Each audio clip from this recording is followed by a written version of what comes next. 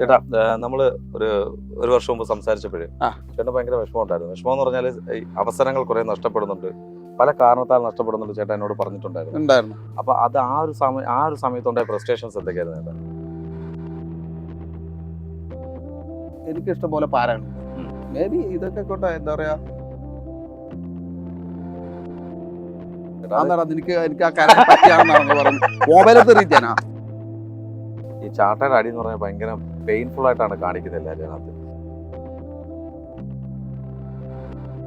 ഇങ്ങനെയുള്ള നീയാണോടാ അങ്ങനത്തെ കൗണ്ടർ അടിക്കുന്നതാണ്, അല്ലാതെ അതിന്റെ ഫൺ പാർട്ടല്ല കാണുന്നു. അല്ലാണ്ട് ഇപ്പോ അത് ബോഡി ഷെയ്മിങ് ആണ്.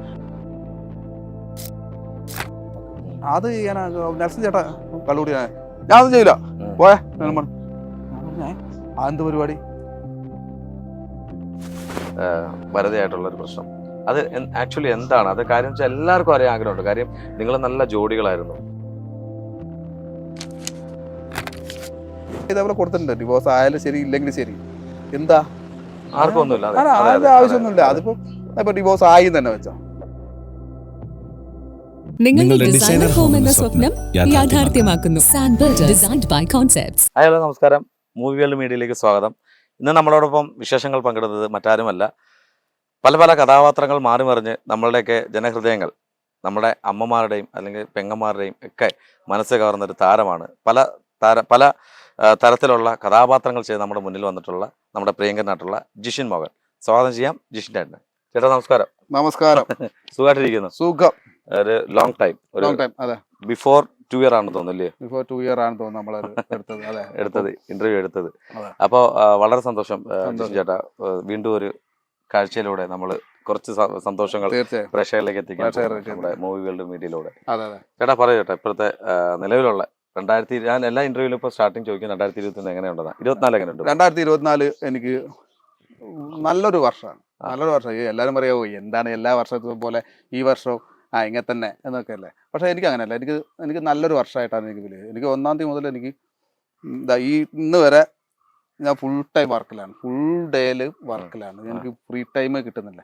അപ്പോൾ അങ്ങനെ ആകുമ്പോഴേ നമ്മൾ ബാക്കിയുള്ള കാര്യങ്ങളും ടെൻഷനും ഒക്കെ ഒഴിവാക്കി നമ്മൾ ഈ വർക്കിലോട്ട് എൻഗേജ് ആയതുകൊണ്ട് ടെൻഷനും ഫ്രീ ഒന്നുമില്ല. ടെൻഷനൊക്കെ ഫ്രീ ആയിട്ട് വളരെ കൂളായിട്ട് ഇപ്പോൾ ഓടി നടന്നിപ്പം കന്യാദാനത്തിൻ്റെ ഷൂട്ട് നടക്കുന്നു.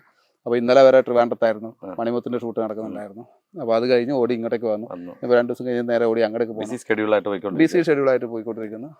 ചേട്ടാ നമ്മള് ഒരു വർഷം മുമ്പ് സംസാരിച്ചപ്പോഴേ ചേട്ടൻ ഭയങ്കര വിഷമം ഉണ്ടായിരുന്നു. വിഷമം എന്ന് പറഞ്ഞാൽ അവസരങ്ങൾ കുറെ നഷ്ടപ്പെടുന്നുണ്ട്, പല കാരണത്താൽ നഷ്ടപ്പെടുന്നുണ്ട് ചേട്ടാ എന്നോട് പറഞ്ഞിട്ടുണ്ടായിരുന്നു. അപ്പൊ അത് ആ ഒരു സമയത്തുണ്ടായ ഫ്രസ്ട്രേഷൻസ് എന്തൊക്കെയായിരുന്നു ചേട്ടാ? ഇത് നീ എൻ്റെ അടുത്ത് ആദ്യം ഇപ്പൊ നമ്മൾ വരുമ്പോൾ നമ്മൾ ഈ ക്യാമറക്ക് മുമ്പിലല്ലാണ്ട് സംസാരിക്കുമ്പോൾ നീ ഒരു കാര്യം സംസാരിച്ചിട്ടുണ്ടായിരുന്നു. സെയിം സാധനം തന്നെയാണ് എനിക്ക് പറയാനുള്ളത്. നീ പറഞ്ഞ എന്താണ്, പിന്നെ ഞാൻ എല്ലാവരെയും ഭയങ്കരമായിട്ട് സപ്പോർട്ട് ചെയ്യുന്നത് എന്ന് പറഞ്ഞു. പക്ഷെ എനിക്ക് ഇഷ്ടം പോലെ പാരകളുണ്ട്. മേ ബി ഇതൊക്കെ കൊണ്ട് എന്താ പറയാ, നമ്മൾ ഒരാള് അത് ഈ ഫീൽഡിൽ കുറച്ച് കൂടുതലായിരിക്കും. നമ്മളിപ്പോ എന്തെങ്കിലും ഒരു വർക്ക് പിന്നെ പുതുതായിട്ട് തുടങ്ങിയിട്ട് അതിനെപ്പറ്റി ഒരാളെടുത്ത് പറയാൻ പാടില്ല. എന്നുവെച്ചാല് ആ വർക്ക് പിന്നെ ടെലികാസ്റ്റ് ആയിട്ടേ പറയാൻ പാടുള്ളൂ, അല്ലെങ്കിൽ അത് നഷ്ടപ്പെടും. അതെങ്ങനെയാണെന്ന് അറിയില്ല. ഞാൻ ഇപ്പൊ വീട്ടിലെ അമ്മയോട് പോലും ഞാനൊരു വർക്കിന് ജോയിൻ ചെയ്ത് കഴിഞ്ഞാൽ ഞാൻ പറയില്ല, ടെലികാസ്റ്റ് ആകുമ്പോൾ. ചേട്ടൻ പറഞ്ഞതിനകത്ത് ഒരു ചെറിയൊരു കാര്യം പറയട്ടെ.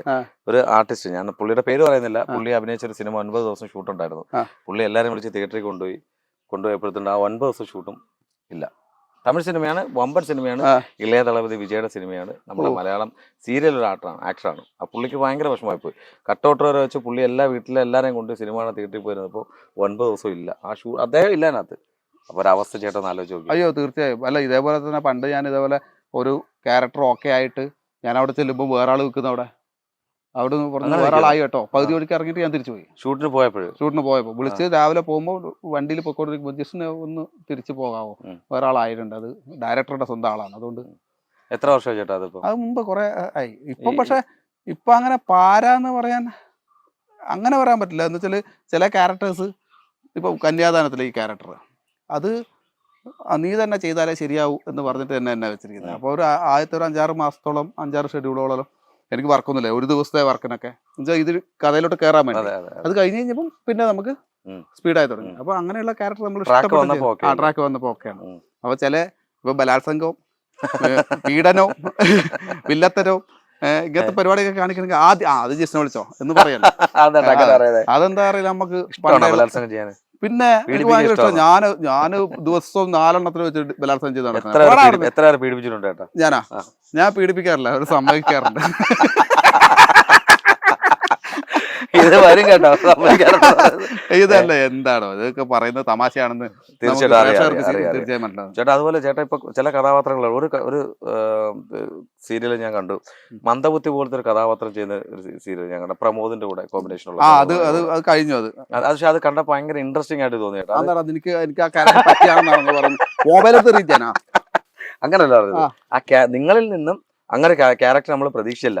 കാരണം വില്ലൻ കഥാപാത്രം ചെയ്യുന്നു, നായകൻ ചെയ്യുന്നു, അതിന്റെ ഇടയ്ക്ക് ചില കിളിപോയ കഥാപാത്രം ചെയ്യുമ്പോൾ അല്ല അത് പ്രതീക്ഷിക്കത്തില്ലല്ലോ ചേട്ടാ. അത് പ്രതീക്ഷിക്കും. അതെങ്ങനെ ആ ഒരു കഥാപാത്രം ചിലത് അങ്ങനെ എത്തിപ്പെടുന്ന ക്യാരക്ടർ ഇങ്ങനെ മാറ്റങ്ങൾ വന്ന് ഇവർക്ക് നമ്മളെ കന്യാദാനത്തിൽ ശരിക്കും ഇതേപോലെ തന്നെയാവും. സൈക്കോ ആയിട്ടുള്ള ക്യാരക്ടറാണ്. അതിങ്ങനെ മാറി മാറി വരും, അതിന്റെ ഓരോ ഡയമെൻഷൻസ് മാറി മാറി വരും. അപ്പോൾ പെർഫോം ചെയ്യാൻ നമുക്ക് ഇഷ്ടമാണ്. ചിലതൊക്കെ നമുക്ക് ഒറ്റ ലൈനിൽ അങ്ങ് പോകും, ഒറ്റ സ്ട്രെയിറ്റ് ആയിട്ട് പോകുന്ന ഒരേ ക്യാരക്ടറിന്റെ ആ ഒരു എന്താ പറയാ ക്യാരക്ടർ ഉണ്ടല്ലോ, അത് ഒറ്റ ഇതായിട്ട് പോകുന്നതാണ്. അത് അപ്പം ഇതാവുമ്പോ ഇങ്ങനെ വേരിയേഷൻസ് വരും, ക്യാരക്ടേഴ്സിന്റെ വേരിയേഷൻ. അപ്പൊ നമുക്ക് ചെയ്യാനും ഇൻട്രസ്റ്റ് ഉണ്ടാവും അതിനുള്ള ക്യാരക്ടേഴ്സ്. അതെ, അങ്ങനെ വരുമ്പോഴല്ലേ നമുക്ക് നമ്മുടെ കുറച്ചുകൂടെ ഇൻവോൾവ്മെന്റും കുറച്ചുകൂടെ നമുക്ക് എന്തെങ്കിലും ചെയ്യാൻ പറ്റും. അതെ ചെയ്തെന്നുള്ളൊരു ഇത് വരുന്നല്ലേ. പിന്നെ തീർച്ചയായും ചേട്ടാ. പിന്നെ അതുപോലെ തന്നെ നമ്മളെ ഈ സീരിയൽസിൽ വരുമ്പോഴും ഒരു ആക്ടർ എന്ന് പറഞ്ഞു എനിക്ക് എല്ലാം ട്രോള് വരും. പക്ഷെ ഒരാൾ പറഞ്ഞിട്ടുണ്ട്, നമ്മൾ സ്റ്റാർ മാജിക്കിൽ പോയി കഴിയുമ്പോൾ അതില് നമ്മൾ ചെയ്യുന്ന മണ്ടത്തരങ്ങൾ കാണിക്കുമ്പോൾ, അത് എനിക്ക് മണ്ടത്തരമായിട്ട് എനിക്ക് തോന്നിയിട്ടില്ല, കാണിക്കുമ്പോൾ നമ്മളുടെ കഥാപാത്രങ്ങൾക്ക് വ്യത്യാസങ്ങൾ വരുന്ന സീരിയലിൽ വിളിക്കാതാവുന്നു പറഞ്ഞു. പക്ഷെ ചേട്ടൻ ബാക്ക് ടു സ്റ്റാർ മാജിക്ക് പോയി. ബാക്ക് ടു സ്റ്റാർ മാജിക് പോയി എന്ന് വെച്ചാൽ ഒരു 3 വർഷത്തെ ഇടവേളയ്ക്ക് ശേഷമാണ് ഞാൻ സ്റ്റാർ മാജിക്കിലേക്ക് എത്തുന്നത്. അപ്പം എന്താ വെച്ച് കഴിഞ്ഞാൽ ഈ പറഞ്ഞ പോലത്തെ ഒരു സംഭവം എന്ന് വെച്ചാല് അത് ഒരു 3 സെക്ഷനാണ് ആ ഇത് പറയുന്നത് സ്റ്റാർ മാജിക് വന്നത്. അപ്പൊ ആദ്യം വന്ന് ഇൻട്രൊഡക്ഷനും ഈ തമാശ പറയാൻ വേണ്ടി അല്ലെ കൗണ്ടർ അടിക്കാൻ വേണ്ടി ബിനു അടിമാലി, അങ്ങനെ തമാശക്കാർ സുമേഷ്, ഇപ്പം എല്ലാവരും ഇവരൊക്കെ നമ്മളെ ബിനു അടിമാലി ആയാലും ബാക്കിയുള്ള സുമേഷ് ആയാലും അങ്ങനെയുള്ള ആൾക്കാരൊക്കെ എന്ന് വെച്ചാൽ കൊമേഡിയൻസ് അല്ലെങ്കിൽ കോമഡി കൈകാര്യം ചെയ്യുന്ന ആൾക്കാർ, ഇവരുടെ കൗണ്ടറും കാര്യങ്ങളും ഒക്കെ വരുന്നത് അതൊരു സെക്ഷൻ, ഫസ്റ്റത്തെ ഇൻട്രോ സെക്ഷൻ. അത് കഴിഞ്ഞിട്ട് കുറച്ച് ഡാൻസോ അങ്ങനത്തെ പരിപാടി, അതിന് കളർഫുൾ ആവാൻ വേണ്ടിയാണ് പെൺകുട്ടികൾ. അത് കഴിഞ്ഞിട്ടുള്ള ഗെയിമിന്റെ സെക്ഷൻ. ഗെയിമിന്റെ സെക്ഷൻ മുമ്പ് ഞാൻ ഉണ്ടായിരുന്നു, നവീനും ഞാനുമായിരുന്നു ഉണ്ടായിരുന്നത്. അപ്പോൾ ഒരു ഗെയിമിന്റെ സെക്ഷൻ വരുമ്പോൾ ഞാൻ ഈ ഗെയിം എന്ന് പറഞ്ഞാൽ എനിക്ക് ഭയങ്കര ഇഷ്ടമാണ്. ഞാൻ ഗെയിം കളിക്കും അവിടെ. അപ്പം അതിനു വേണ്ടിയാണ് നമ്മളെ അധ്വാനമുള്ള പരിപാടിയൊക്കെയാണ് നമ്മളെ വിളിക്കുന്നത്. അപ്പം നമ്മളവിടെ ഇവർക്ക് പറയുന്നത് പോലെ ഇപ്പം ലേപ്പൽ വെച്ചിട്ടുണ്ടാവും അവർക്ക്, നമുക്ക് മൈക്കാണ്. അപ്പം പിന്നെ ലേപ്പലും വെച്ചിട്ടുണ്ടാവും. അപ്പം ഈ ബിനുചേട്ടനും ബാക്കിയുള്ളവരൊക്കെ അടിക്കുന്ന പോലെ കൗണ്ടർ നമുക്ക് അടിക്കാൻ പറ്റില്ല. പെട്ടെന്ന് എന്തെങ്കിലും ഓർമ്മ വന്നിട്ട് നമ്മൾ മൈക്ക് എടുത്ത് വെക്കുമ്പോ അത് കഴിഞ്ഞിട്ടുണ്ടാവും. പിന്നെ എന്തെന്ന് വെച്ചാൽ നമ്മൾ എന്തെങ്കിലും ഒരു കൗണ്ടർ പറഞ്ഞാൽ കൊളാവും, അത് വേറെ കാര്യം. എന്ന് വെച്ചാൽ അതിനെ അവിടെയാണ് ഞാൻ കണ്ടില്ല. എന്ന് വെച്ചാല് നമ്മളൊരു തമാശ പറഞ്ഞ് ചമ്മിയാലും അതും കൗണ്ടർ ആക്കിയിട്ട് എടുക്കുന്ന ഒരു പ്ലാറ്റ്ഫോമാണ് ഈ എന്ത് പറഞ്ഞാലും കൗണ്ടർ ആക്കി മാറ്റാൻ വേണ്ടി പറ്റുന്നത്. അപ്പൊ അതിൽ വരുമ്പം ഇവർക്ക് എന്ത് പറയാം. അപ്പം പെട്ടെന്ന് എന്താ പ്രശ്നം എന്ന് വെച്ച് കഴിഞ്ഞാല് ചില നമുക്ക് ഇങ്ങനത്തെ ഇതൊക്കെ പറയുമ്പോൾ മണ്ടൻ കിഴങ്ങൻ എന്നൊക്കെ പറയും. അപ്പൊ അങ്ങനെയൊക്കെ പറയുമ്പം അത് നമുക്ക് ചെയ്യുന്ന നമ്മൾ കുറെ ക്യാരക്ടേഴ്സ് ചെയ്യുന്ന വില്ലൻ ക്യാരക്ടേഴ്സ് ചെയ്യുന്ന ആൾക്കാരുണ്ട്. മെയിനായിട്ട് വില്ലൻ ക്യാരക്ടേഴ്സ് ഒക്കെയാണ് ഞാനും നവി അങ്ങനെയുള്ള ആൾക്കാരൊക്കെ. അപ്പം അങ്ങനെ പറയുമ്പോൾ കാണുന്നവർക്ക് പക്ഷെ അത് അതിന്റെ സെൻസിൽ എടുക്കൂ. എന്ന് വെച്ചാൽ ഈ സ്റ്റാർ മാജിക് ഇഷ്ടമില്ലാത്ത ആൾക്കാരുണ്ട് കുറെ. ഞാൻ ഇതൊന്നും കാണാറില്ല, ചാളി കോമഡി. ആ സ്റ്റാർ മാജിക്കിന്റെ ഒരു പാറ്റേൺ അതാണ്. ആ ഒരു പാറ്റേൺ ഇഷ്ടപ്പെടുന്ന, അല്ലാണ്ട് ഇത്ര ലക്ഷക്കണക്കിന് ആൾക്കാർ കണ്ടിട്ട് അത് അത്രയും ഒരു യൂട്യൂബ് വീഡിയോ തന്നെ അതിന്റെ അടിയിൽ വരുന്ന കമന്റ്സും അല്ലെങ്കിൽ അതിന് ഉണ്ടാവുന്ന വ്യൂവേഴ്സും, ഇത് വേറൊരു ഷോക്ക് കാണുന്നില്ലല്ലോ. എന്തുകൊണ്ടാണ് രാത്രിക്ക് നമ്മൾ ഉറങ്ങാൻ നേരത്ത് മനസമാധാനത്തോടു കൂടി കുറച്ച് തമാശയൊക്കെ കേട്ട് ചളി കൗണ്ടറൊക്കെ തന്നെ സമ്മതിച്ചു റിലാക്സ് ചെയ്യാൻ വേണ്ടി പറ്റും എന്നൊക്കെ പറയുമ്പോൾ അങ്ങ് ചിരിക്കുക. നമ്മൾ ചിരിച്ചോണ്ട് കിടന്നുറങ്ങാൻ ആൾക്കാർ അന്ന് എനിക്ക് ഭയങ്കര ഇഷ്ടമാണ്. എന്ന് വെച്ചാൽ ഇവരുടെ സ്കിറ്റ് ചെയ്യുന്നുണ്ടെങ്കിൽ അതിൽ കയറിയിട്ട് എന്തെങ്കിലുമൊക്കെ ചെയ്യാൻ എന്നുവെച്ചാൽ ഇവരുടെ കൂടെ നമ്മൾ ഫുൾ പ്ലസന്റ് ആണ്. ഈ ഒരു ദിവസം 2 or 3 എപ്പിസോഡ് എടുക്കുന്നെങ്കിൽ നമ്മളവിടെ ഫുൾ ടൈം ഫ്ലോറിൽ നിൽക്കുവാണ്. രാത്രി വരെ നമ്മളെടുത്ത് ഈ ഗെയിമും ചെയ്ത് ഇവരുടെ കൗണ്ടർ കേട്ട് ഭയങ്കര രസമാണ് ആ ഫ്ലോർ. അതിന് ഇഷ്ടപ്പെടില്ല. ഇപ്പൊ സീരിയൽ ഇഷ്ടപ്പെടുന്ന ആൾക്കാരുണ്ട്, ഇഷ്ടപ്പെടാത്ത ആൾക്കാർ, സിനിമ ഇഷ്ടപ്പെടുന്ന ആൾക്കാരുണ്ട്, ഇഷ്ടപ്പെടും. അതേപോലെ ആ സ്റ്റാർ മാജിക് ഇഷ്ടപ്പെടാത്ത ആൾക്കാരുണ്ട്. അല്ലാണ്ട് അങ്ങനെ സ്റ്റാർ മാജിക്കിനെ കൊണ്ട് വേറെ പ്രശ്നങ്ങളോ കാര്യങ്ങളോ ഒന്നുമില്ല. അങ്ങനത്തെ പ്രശ്നങ്ങളോ കാര്യങ്ങളൊന്നുമില്ല ചേട്ടാ. അതുപോലെ വേറൊരു കാര്യം ചോദിക്കാനുള്ളത്, അതിനകത്ത് ഈ ചാട്ടയുടെ അടി എന്ന് പറഞ്ഞാൽ ഭയങ്കര പെയിൻഫുൾ ആയിട്ടാണ് കാണിക്കുന്നത് എല്ലാവരും. അതിനകത്ത് ചില ആൾക്കാർ പറഞ്ഞിട്ടുണ്ട് അത് പെയിനൊന്നുമല്ല, തെർമോക്കോളിൽ ചെയ്യും. തെർമോക്കോളാണ് ഒടിഞ്ഞു പോകുന്നത്. പക്ഷെ അത് എന്താണ് പ്രോപ്പർട്ടി എന്നറിയാൻ ഒരു ആഗ്രഹമുണ്ട്. അടി കൊണ്ടൊന്നും തോന്നുന്നു എന്നുള്ളതല്ല, ആ പ്രോപ്പർട്ടി ചാട്ട എന്താണ് ആക്ച്വലി എന്താണത്? ചാട്ടവാർ അടി എന്ന് പറഞ്ഞു കഴിഞ്ഞാല് അത് ആ ഗെയിമിന്റെ ഒരു മെയിൻ ഫൺ പാർട്ടാണ്. മിക്കവാറും ഇത് ഗെയിം കഴിഞ്ഞിട്ട് മിക്കവാറും വിനിച്ചേട്ടന്റെ ടീമാർക്ക് നോക്കാം, അതെന്താണെന്ന് അറിയില്ല, പുള്ളിയുടെ തല വരെയാണ്.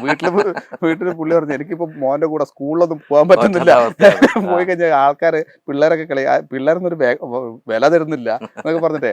അത് അങ്ങനെ അത് ആക്ച്വലി നമുക്ക് റിവീൽ ചെയ്യാൻ പാടില്ല. അത് അതിന് പെയിനൊക്കെ ഉണ്ട്. പെയിൻ എന്ന് പറഞ്ഞു കഴിഞ്ഞാൽ ഒരു ചെറിയ പെയിൻ ഉണ്ടാവും.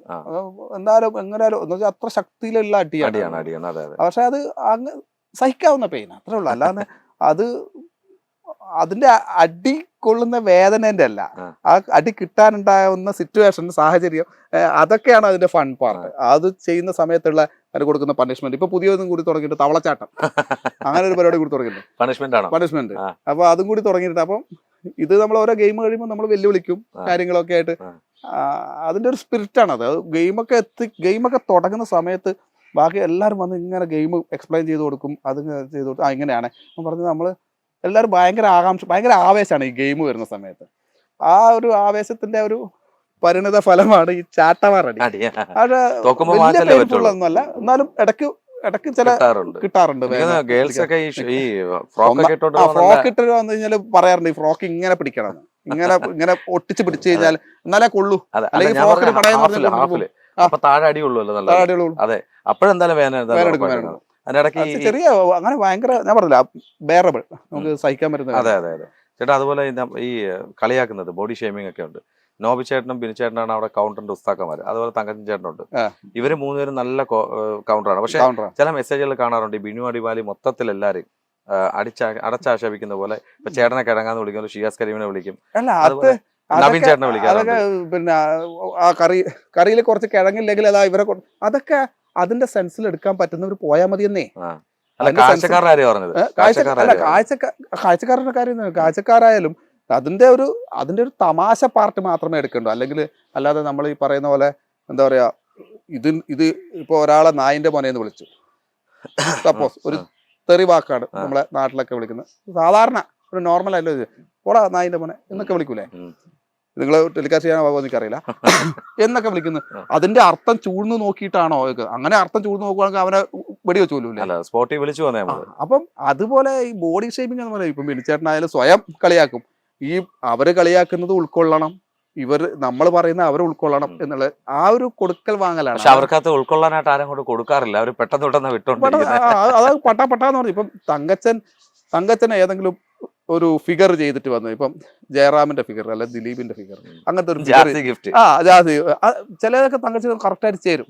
ചിലത് നമ്മൾ വരുമ്പോൾ തന്നെ പറയും ഇത് ഇങ്ങനെയുള്ള നീയാണോടാ, അങ്ങനത്തെ കൗണ്ടർ അടിക്കുന്നതാണ്. അല്ലാതെ അതിന്റെ ഫൺ പാർട്ടല്ല കാണുന്നു. അല്ലാണ്ട് ഇപ്പോ അത് ബോഡി ഷെയ്മിംഗ് ആണ്. ബോഡി ഷെയ്മിംഗ് ഉണ്ടെങ്കിൽ അവര് പറയില്ലേ, പറയുന്നത് ഇവർക്ക് അല്ലോ വേണ്ടേ എനിക്ക് ബോഡി ഷെയ്മിംഗ് ആണ്, എന്നെ ഇത് പറയരുതെന്ന് ഈ വന്ന് നിൽക്കുന്ന ആള് പറയില്ലേ. ഈ അയാൾക്ക് പരാതിയില്ല, പിന്നെ ബാക്കിയുള്ളവർക്ക് പരാതി. കാണുന്നവർ കാണും. പക്ഷെ അങ്ങനെ എന്തെങ്കിലും ഒരു ഇൻസിഡന്റ് ആ സ്റ്റേജിൽ നടന്നിട്ടുണ്ട് ഒറിജിനൽ ആയിട്ട്, അതായത് ഡ്രാമ അല്ല ഒറിജിനൽ ആയിട്ട് നടന്നിട്ടുണ്ടോ ഏതെങ്കിലും ആർട്ടിസ്റ്റ് തമ്മിൽ? ഡ്രാമ എൻ്റെ ഒരു അനുഭവം ഉണ്ട്. ഞാനും നെൽസൺ ചേട്ടനും. അപ്പോൾ ഒരു ദിവസം എന്തോ എൻ്റെ ഒരു പഴയ സ്കിറ്റ്, ഞാൻ ആദ്യമായിട്ട് ചെയ്തൊരു നാടകം, ആ നാടകത്തിനെ പറ്റി, ആ നാടകം നമുക്ക് റീക്രിയേറ്റ് ചെയ്യാം. ഞാൻ പറഞ്ഞു അതിൽ ഇങ്ങനെ ഒരു പ്രേതത്തിന്റെ മോനുമായിട്ട് ഇങ്ങനെ വെള്ള വരയൊക്കെ വരച്ചിട്ട് ഇങ്ങനെ കാണിച്ചിട്ട് അങ്ങനെ വെറുതെ നടക്കുന്നതേ ഉള്ളൂ. അങ്ങനെ നമുക്കത് ഫണ്ണായിട്ട് ചെയ്യാം. ഇങ്ങനെ നമ്മുടെ ഇൻസിഡൻസ്, നല്ല നമ്മുടെ കുറെ അനുഭവങ്ങളൊക്കെ ആയിരിക്കും നമ്മൾ ഈ സ്കിറ്റായിട്ട്. അപ്പം അത് കുറച്ച് ഫണ്ട്സ് എക്സ്ട്രാ കയറ്റിയിട്ട് അങ്ങനെ അപ്പം അത് ചെയ്യാന്ന് പറഞ്ഞു. എന്നാൽ പിന്നെ നോബി പിന്നെ പ്രേതത്തിന്റെ അച്ഛനാവട്ടെ. അപ്പം ഞാൻ പറഞ്ഞു നോബി ചേട്ടനെക്കാളെന്നുള്ള നെൽസൺ ചേട്ടനാണ്. ബോഡി ഷെയ്മാണ്. പക്ഷെ ഇതൊക്കെ നമ്മളീ പറയുന്നതാണ്, ഇതൊക്കെ നമ്മളെയും വിളിക്കുന്നുണ്ട്, നമ്മൾ ആ സ്പിരിറ്റിൽ എടുക്കാന്നുള്ളത്. അപ്പം ഞാൻ പറഞ്ഞു നോബി ചേട്ടൻ ഇത് തരത്തില്ലേ, നെൽസൺ ചേട്ടൻ ആങ്കില് വേറെ പ്രത്യേകിച്ച് മേക്കപ്പ് ഒന്നും വേണ്ട. അപ്പം പുള്ളി അത് ആ സെൻസിലെടുത്തില്ല, പുള്ളി സീരിയസ് ആയി. അപ്പൊ എന്തൊക്കെ പറഞ്ഞ് അത് കഴിഞ്ഞിട്ട് അത് മാറ്റി, ശരി വേണ്ട. ഞാനൊരു സ്റ്റേജിൽ പെർഫോം ചെയ്യാൻ വേണ്ടി പോയപ്പോൾ മുമ്പിലിരുന്നൊരു കള്ളുകൂടിയൻ ഡിസ്റ്റർബ് ചെയ്ത ഒരു അത് ചെയ്യാം നമുക്ക്. അത് ചെയ്യാൻ നെൽസൺ ചേട്ടാ കള്ളുകൂടിയാ, ഞാൻ ഒന്നും ചെയ്യില്ല പോയാ. ഞാൻ പറഞ്ഞേ എന്ത് പരിപാടി, പുള്ളിക്ക് അത് ഇഷ്ടപ്പെടില്ല. പുള്ളി എന്ന് വെച്ചാൽ ഈ പറഞ്ഞ റിയാക്ട് ചെയ്തു. അപ്പൊ ഞാൻ പറഞ്ഞു എന്താ പരിപാടിയാണ്, നിങ്ങള് പറയുമ്പം നമ്മൾ കേട്ടോണ്ട് വെക്കണം, നമ്മൾ പറയുമ്പോൾ നിങ്ങൾക്ക് ഇല്ല അതെല്ലാം പറഞ്ഞു ഇറങ്ങിപ്പോയി. നെൽസൺ ഇറങ്ങിപ്പോയി. അങ്ങനെ ഒരു ഇൻസിഡന്റ് ഉണ്ടായിട്ടുണ്ടായിരുന്നു.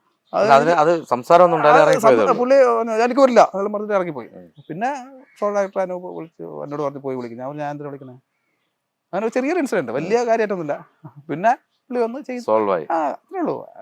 പാർട്ട് ഓഫ് ഗെയിം അത്രേ ഉള്ളൂ. ചെറിയ പിണക്കങ്ങളും ഇണക്കങ്ങളും. അങ്ങനെ ഒരു ഇൻസിഡന്റ് ഇപ്പൊ നീ ചോദിച്ചോണ്ട് എനിക്ക് ആ ഇൻസിഡന്റ് ഓർമ്മ വന്നു. അങ്ങനെ ഒരു സംഭവം ഓർമ്മ വന്നു. ഇതേപോലെ ബാക്കി പലരും പറയുന്നത് അങ്ങനത്തെ പ്രശ്നങ്ങളൊന്നും ഉണ്ടാവാറില്ലെന്നേ. എല്ലാരും ആ ഒരു സെൻസിൽ എടുക്കുന്ന ലക്ഷ്മി ആയപ്പോലും. അല്ല, ലക്ഷ്മിയുടെ കാര്യം പറയാതിരിക്കാൻ വയ്യ കേട്ടോ. എന്ന് വെച്ചാൽ ലക്ഷ്മി ആണ് ഈ സ്റ്റാർ മാജിക്കിന്റെ തുടക്കം മുതൽ എന്നുവെച്ചാല് ഇവരുടെ ആദ്യം ഒരു ഓണത്തിന് തുടങ്ങിയതാണ് ഈ പരിപാടി. അത് കഴിഞ്ഞിട്ട് അത് ടമാർ പടാറായി. അപ്പം ആങ്കേഴ്സ് ഒക്കെ മാറി 6 പേര് മാറി വന്ന് ഇതിന്റെ അത് ഫുള്ള് കണ്ടിട്ടില്ല ഞാൻ. അതിനിടയ്ക്ക് എനിക്ക് 3 വർഷത്തെ ഗ്യാപ്പ് വന്നു. അതാണ്. അപ്പം ആദ്യം മുതൽ ഉണ്ടായിരുന്നു. ലക്ഷ്മി വന്നതിന് ശേഷമാണ് ലക്ഷ്മിയുടെ കയ്യിലാണ് എല്ലാം ഉള്ളത്. അപ്പോൾ ലക്ഷ്മിയാണ് ഓരോരുത്തരെ എന്ത് ബൂസ്റ്റപ്പ് ചെയ്യണം, ഓരോരുത്തർക്ക് എങ്ങനെ കൊടുക്കണം, അവരെ ചോദിച്ചത് എടുക്കുന്നതും അവർക്ക് കൊടുക്കുന്ന മോട്ടിവേഷൻ അല്ലെങ്കിൽ അവർക്ക് കൊടുക്കുന്ന ആവേശവും ഇതൊക്കെ ആ ലക്ഷ്മി ഉള്ള എന്താ പറയാ, അവളാണ് ആങ്കർ എന്ന് പറയാം. അവളാണ് അതിന്റെ നട്ടല് എന്ന് പറയാം. പിന്നെ അനൂപ്, ഷോ ഡയറക്ടർ അനൂപിന്റെ എന്ന് വെച്ചാൽ നമ്മള് എന്തെങ്കിലും വെറുതെ പറഞ്ഞു പോകുന്നതിലായിരിക്കും പുള്ളി എന്നുവെച്ചാൽ അതൊരു പോയിന്റ് ആണല്ലോ. അല്ലെങ്കിൽ എന്താ പറയാ, ഒരു കണ്ടന്റ് പുള്ളി എടുക്കുന്നത് വെച്ച് കഴിഞ്ഞാല് നമ്മൾ ചിലപ്പോ എന്തെങ്കിലും പറഞ്ഞു വിടുന്നത്. ഇപ്പൊ അനു ഒരു ദിവസം പുറത്താക്കി അനുവിനെ വീട്ടിൽ പൊക്കോന്ന് പറഞ്ഞില്ല. ഒരു അത് അവളെന്തോ പറയുന്നതിനിടയ്ക്ക് വെല്ലുവിളിക്കുന്നതിനിടയിൽ അവൾ പറഞ്ഞു എങ്ങനെയാണെങ്കിൽ ഞാൻ ഈ ഷോ നിർത്തിയിട്ട് പോകും തോറ്റു കഴിഞ്ഞാല്. പുള്ളി അതൊരു കണ്ടന്റ് ആക്കി ആ പോയിന്റിൽ പിടിച്ചിട്ട് പിന്നെ അത് ബിൽഡപ്പ് ചെയ്ത് അവള് കരഞ്ഞ് അവളെ അവിടെ പോയിരുന്ന കരച്ചിലും അനു തോറ്റു കഴിഞ്ഞാൽ പോകുന്നല്ലോ പറഞ്ഞു പൊക്കോ. അങ്ങനെ തൊട്ടാവാടിയാണ്, പിന്നെ പെട്ടെന്ന് പറ്റിക്കാൻ പറ്റുന്ന ഒരാളാണ്. അയ്യോ, അതുപോലെ ചേട്ടാ എല്ലാവർക്കും അറിയേണ്ട ഒരു കാര്യമുണ്ട്. കാര്യം ഒരു 2 വർഷം മുമ്പ് ചേട്ടൻ ഇന്റർവ്യൂവിൽ പറഞ്ഞൊരു കാര്യം തന്നെയാണ് വരതയായിട്ടുള്ള ഒരു പ്രശ്നം. അത് ആക്ച്വലി എന്താണ് അത്? കാര്യം വെച്ചാൽ എല്ലാവർക്കും അറിയാൻ ആഗ്രഹമുണ്ട്. കാര്യം നിങ്ങൾ നല്ല ജോഡിയായിരുന്നു. പക്ഷേ കുറേ അധികം പ്രശ്നങ്ങൾ നിങ്ങളിലേക്ക് എത്തിച്ചേർന്നു എന്നുള്ളതാണ് ഞങ്ങൾക്ക് അറിയാൻ സാധിച്ചത്. പക്ഷെ ഇപ്പൊ എങ്ങും കാണുന്നില്ല, ചേട്ടന് വരതായിട്ടുള്ള ഫോട്ടോസ് ഒന്നും കാണുന്നില്ല. എന്താ ചേട്ടാ പറയാനുള്ളത്? കാര്യം ചേട്ടനെ ഫീൽ ചെയ്യുന്നത് മനസ്സിലായി. എന്താണ് നിങ്ങളുടെ ജീവിതത്തിൽ എന്താണ് സത്യത്തിൽ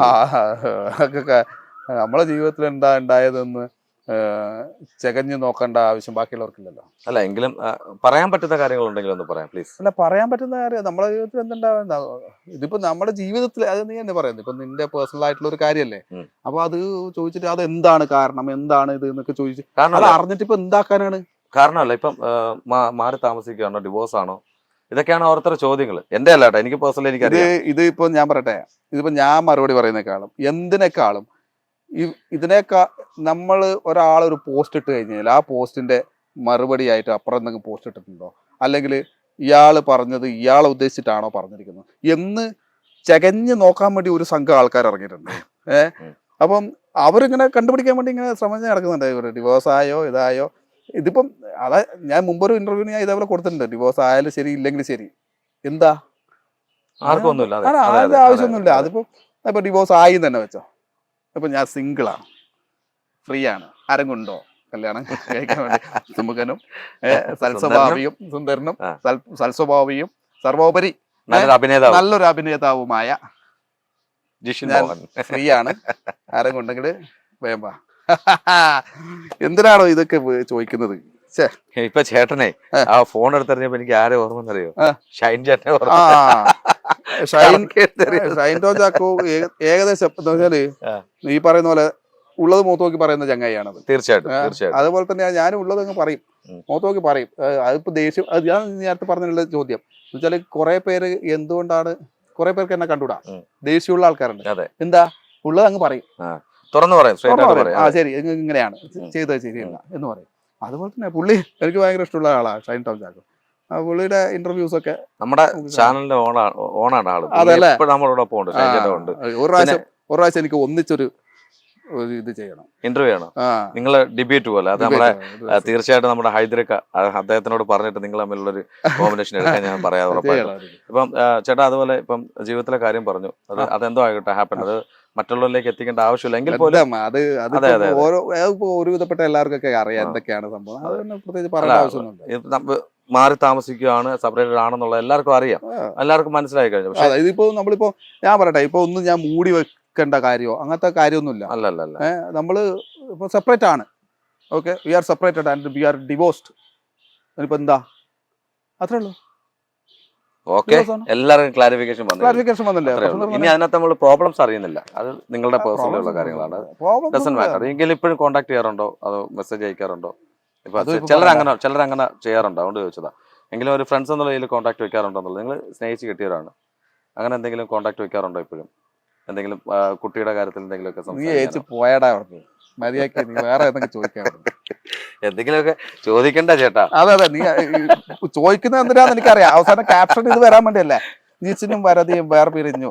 പിന്നെ ഒന്നാമത് ആ ഒരു പോർഷൻ ഞാൻ സംസാരിക്കാനേ ആഗ്രഹിച്ചു. അത് വേണ്ട. അന്നെ വേറെ കാര്യം ചോദിക്കട്ടെ, നിങ്ങൾ അന്ന് ഐശ്വര്യ കല്യാണം കഴിച്ചേ? ഐശ്വര്യനെ അത് ആ ഫേസ്ബുക്കിൽ കാണാൻ നിങ്ങൾ ഐശ്വര്യ കല്യാണം കഴിച്ചത് മൊത്തം നിങ്ങൾ ഇപ്പൊ എന്താണ് ഐശ്വര്യ ഞാൻ കല്യാണം കഴിച്ചു? എന്താ ഇപ്പൊ അവൾ എന്റെ ഭാര്യയായിട്ട് ഇവിടെ ഞാൻ കല്യാണം കഴിച്ചാണ്? അല്ല, അതങ്ങോട്ട് പറഞ്ഞു, ഞാനല്ല പറഞ്ഞത്. ഞാൻ ഐശ്വര്യ കല്യാണം കഴിച്ചു. ഞങ്ങൾക്ക് 2 കുട്ടികളുണ്ട്, ഇരട്ട കുട്ടികളാണ്. പിന്നെ ഇടയ്ക്ക് ചെറിയ വഴക്കും പ്രശ്നങ്ങളൊക്കെ ഉണ്ട്, എന്നാലും നല്ല ദമ്പതികളായിട്ട് പോകുന്നു. അവള് അച്ഛനും ഒക്കെ ആയിട്ടും നല്ല കമ്പനിയാണ്. വീട്ടിലകത്തെ പ്രശ്നങ്ങളൊന്നുമില്ല.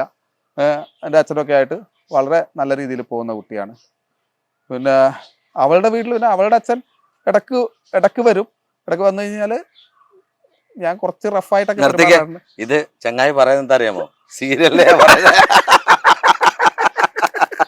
അല്ലാതെ നല്ലൊരു കണ്ടന്റ് കിട്ടിയെന്ന് അല്ല, പറഞ്ഞു വന്നപ്പോഴേ എനിക്ക് എന്തോ 2 തൊട്ടിൽ വെളിയിരിക്കുന്നത്. അപ്പോഴെനിക്ക് മനസ്സിലായത് സീരിയലിലെ കഥാപാത്രത്തെ കുറിച്ച്. അല്ല, സോഷ്യൽ മീഡിയയിൽ വന്നിട്ടുണ്ട്. അത് നമ്മുടെ ഒന്നിച്ച് നമ്മള് കൂടെ വർക്ക് ചെയ്യുന്ന ആർട്ടിസ്റ്റുകളെ വെച്ചിട്ട് നമ്മള് ചിലപ്പോൾ ഇവരുടെ കൂടെ റീലൊക്കെ ചെയ്യും. റൊമാൻറ്റിക് ആയിട്ടുള്ള റീൽസ് ഒക്കെ ചെയ്യും. അപ്പം നമ്മൾ ലൊക്കേഷനിലുള്ള ആൾക്കാരുടെ കൂടെ അല്ല, അപ്പുറത്തെ ലൊക്കേഷനിൽ പോയിട്ട് എല്ലാം എടുക്കുന്നത്. അങ്ങനെയൊന്നുമില്ല, എനിക്ക് അങ്ങനെയൊന്നുമില്ല. എനിക്ക് ചേട്ടാ ഒരു റീൽ എടുക്കാം, നമ്മൾ റീൽ എടുക്കും. അപ്പോൾ അത് നമ്മൾ അഭിനയിക്കുന്നല്ലേ, അപ്പൊ ആ അഭിനയത്തിന്റെ ഗുണമല്ലേ അത്. നമ്മൾ കണ്ടു കഴിഞ്ഞാൽ ഇവരെന്തോ ഉണ്ട് എന്ന് തോന്നുന്നതേ, അത് നമ്മളെ അഭിനയത്തിന്റെ ഗുണമല്ലേ. അവള് ഭർത്താവ് നമ്മളെ വാസു ഒക്കെ ആയിട്ട് നമ്മൾ ഭയങ്കര കല്യാണത്തിലൊക്കെ പോയി. കല്യാണത്തിന് ഞാൻ ഒരു വീഡിയോ ഇട്ടുണ്ട്, ഭയങ്കര വ്യൂസ് ഉള്ള ഒരു വീഡിയോ. അപ്പൊ കൈപിടിച്ച് ഏൽപ്പിച്ചതാണ് അവനെ. എന്റെ ഒരു അനിയത്തി കുട്ടിയാണത്. എന്തിനാണ് ഇങ്ങനെ അപവാദം പറയാം? എന്നോട് ഒരു ഡയറക്ടർ വിളിച്ചിട്ട് എന്നോട് ചോദിച്ചു, ജിഷ്ണേ കൺഗ്രാറ്റ്സ്. ഞാൻ ചോദിച്ചു കൺഗ്രാറ്റ്സാ, പിന്നെ കല്യാണമൊക്കെ കഴിഞ്ഞില്ല, ഞാൻ അറിഞ്ഞില്ലല്ലോ. ഞാൻ പറഞ്ഞു എപ്പാ? ചേട്ടാ പറഞ്ഞതിനകത്ത് ഒരു ഇൻസിഡന്റ് ഞാൻ പറഞ്ഞുതരാം. അപ്പം എനിക്ക് പറയാൻ പറ്റൂല്ല എന്നുള്ള വ്യക്തിപരമായ വിഷയം. ചേട്ടാ, ഞാൻ ഫേസ്ബുക്കിൽ എനിക്ക് ഇഷ്ടപ്പെട്ട ആളുടെ ഫോട്ടോസ് ഞാൻ എപ്പോഴും ഇടാറുണ്ട്. ഞാനും കുറച്ച് പ്രശ്നങ്ങളായിട്ട് ഞാനും കുട്ടിയും മാത്രമേ ഉള്ളൂ. പക്ഷെ ആ ഫോട്ടോ ഇടുമ്പോൾ അവള് ദുബായിലാണ്, പേര് AA എന്നേ മാത്രമേ ഞാൻ പറയുന്നത്. ഫോട്ടോ ഇട്ടപ്പോൾ എൻ്റെ കൂടെ ഞാൻ പ്രോഗ്രാം കൊടുക്കുന്ന ആൾക്കാർ എന്നോട് പറഞ്ഞിരിക്കുന്നത് അവൻ്റെ കല്യാണം കഴിഞ്ഞു, അവൻ വേറെ താമസിക്കുന്നു, അങ്ങനെ ഇങ്ങനെയൊക്കെ. ഇപ്പൊ ചേട്ടൻ പറഞ്ഞല്ലോ തന്നെ, അത് എനിക്കോ ഇൻസിഡന്റ് ഉണ്ടായിട്ടുണ്ട്. ഞാൻ ഫേസ്ബുക്കിൽ ഒരാളെ ഫോട്ടോ ഇട്ടെന്ന് വിചാരിച്ചിട്ട് കല്യാണം കഴിക്കണമെന്നുണ്ട്. ചേട്ടൻ പറഞ്ഞില്ലേ, അതിനകത്ത് ആ ഒരു ഉദാഹരണം ഞാൻ പറഞ്ഞു എന്നുള്ളതല്ലോ. ചേട്ടൻ ഇപ്പോൾ ഈ പറഞ്ഞ പോലെ തന്നെ സോഷ്യൽ മീഡിയയിൽ ഇപ്പോൾ ചേട്ടന് വരുന്ന പോലെ ഈ ഐശ്വര്യമായിട്ടുള്ള കല്യാണം കഴിഞ്ഞു എന്ന് പറയുമ്പോൾ കുറേ മെസ്സേജ് വന്നു.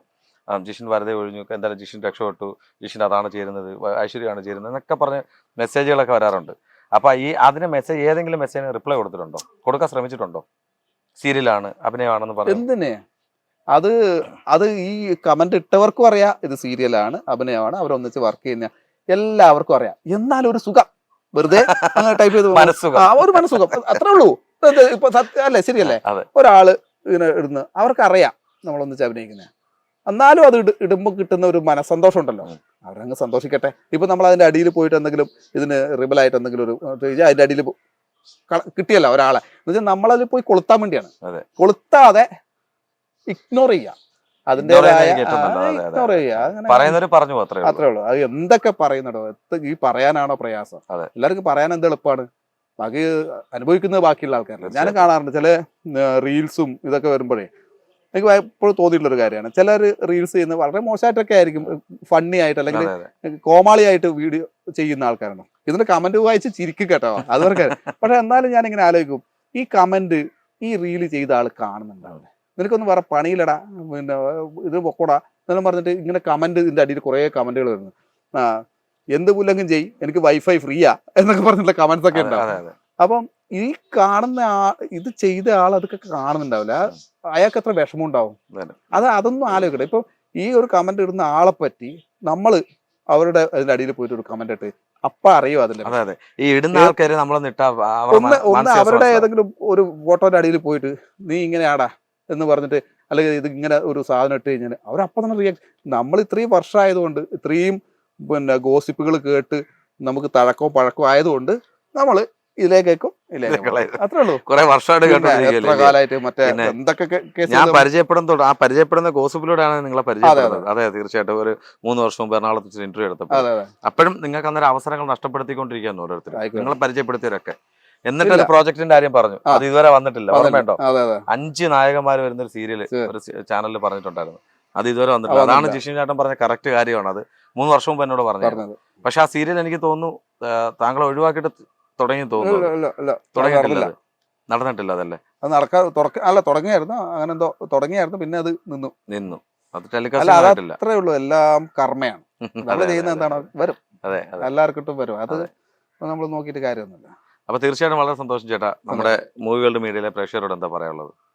പ്രേക്ഷകരോട് പറയാനുള്ളത് ഇത് തന്നെ. ഞാനിപ്പോൾ ചെയ്യുന്നത് കന്യാദാനം, മണിമുത്ത്, സ്റ്റാർ മാജിക്, ഇങ്ങനെ 2-3 പ്രോഗ്രാംസ് ചെയ്യുന്നുണ്ട്. അപ്പോൾ ഓരോന്നിനും അതിൻ്റെതായിട്ടുള്ള വ്യൂവേഴ്സ് ഉണ്ട്. ഇപ്പോൾ കന്യാദാനം കാണുന്ന ആൾക്കാരുണ്ട്, മണിമുത്ത് കാണുന്ന ആൾക്കാരുണ്ട്.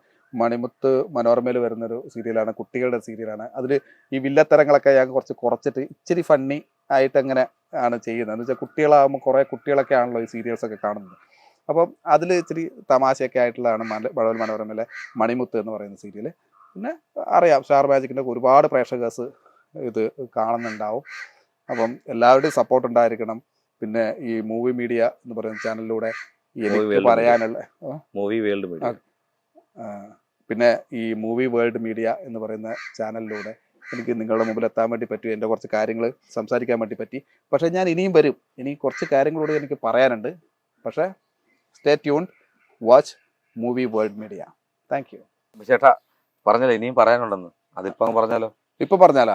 ഇത് നമ്മൾ സാധാരണ യൂട്യൂബിൽ ഒരു വീഡിയോ കാണുന്നത് നമ്മൾ ഇത്ര മിനിറ്റ് നേരമൊക്കെ ആൾക്കാർ കാണും, കഴിച്ചിരിക്കും. അത് കഴിഞ്ഞിട്ട് നിങ്ങൾ രണ്ടാമത്തെ പാർട്ട് എടുത്തിടേണ്ടി വരും. സാറില്ല, അത് അടുത്ത വരുമ്പോ പുതിയൊരു വാർത്തയായിട്ട് നമ്മൾ ഇവിടെ തീർച്ചയായിട്ടും നമ്മൾ തന്നെ വരും. അത് വളരെ സന്തോഷം ചേട്ടാ. നീ എങ്ങനെയെങ്കിലും കറക്റ്റ് തപ്പിപ്പിടിച്ച് വരുമല്ലേ? ജീവിക്കണ്ട ചേട്ടാ. എന്തായാലും വളരെ സന്തോഷം ചേട്ടാ. ഒരു മടിയും കൂടാതെ ഒരു ഇന്റർവ്യൂ തരുമെന്ന് വെച്ചപ്പം വളരെ സന്തോഷത്തോടെ തന്നു. അതുപോലെ തരാത്ത ഇന്റർവ്യൂ ആണ്. താങ്ക് യു ചേട്ടാ. പണ്ടേയുള്ള സുഹൃത്തുക്കളാണ്. ഒരു എന്താ പറയാ, ഭയങ്കര ഫോൺ വിളി അങ്ങനെയുള്ള സുഹൃത്തുക്കൾ. എപ്പോഴും കീപ്പ് ഇൻ ടച്ച് വളരെ നല്ല രീതിയിൽ ഇടയ്ക്കൊക്കെ ഉള്ളൂ. എന്തായാലും വളരെ സന്തോഷം ചേട്ടാ. ഈ 2024 നല്ല പ്രോജക്റ്റുകൾ താങ്കൾക്ക് കിട്ടട്ടെ. അതുപോലെ തന്നെ ഞങ്ങളുടെ പ്രേക്ഷകരുടെ എല്ലാം പ്രാർത്ഥന, ഒപ്പം എന്റെയും അനുചേട്ടൻ്റെ ഒക്കെ പ്രാർത്ഥന കൂടെ കാണും. നല്ല വേഷങ്ങൾ കിട്ടട്ടെ. താങ്ക് യു സോ മച്ച് ചേട്ടാ. Thank you.